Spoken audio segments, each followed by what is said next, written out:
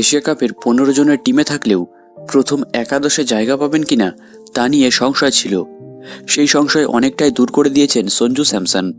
Kerala cricket লিগে বিধ্বংসী মেজাজে খেলছেন তিনি। শেষ 3টি ম্যাচে 272 রান করেছেন সঞ্জু।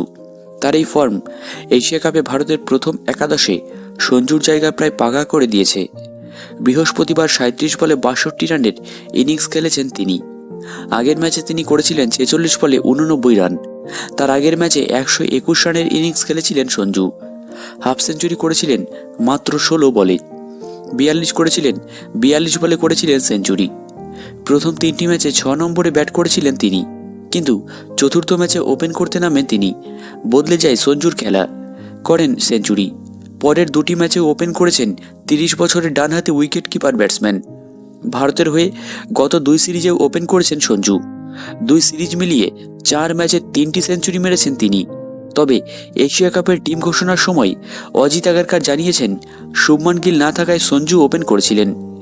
এশিয়া কাপের দলে শুভমান ফিরেছেন, ভাইস ক্যাপ্টেন।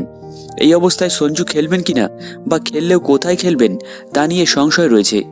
কেউ বলছেন তিনি ওপেন করবেন, আবার কারো মতে তাকে মিডিল অর্ডারে নামানো হতে পারে।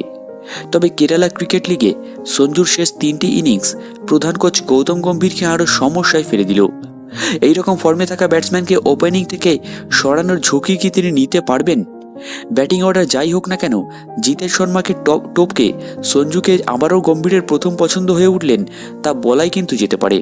তো তোমাদের কি মনে হয়, সঞ্জুকে ওপেন করানো উচিত হবে, প্লেইং 11-এ রাখা উচিত হবে নাকি উচিত হবে না? অবশ্যই কমেন্টে জানিও।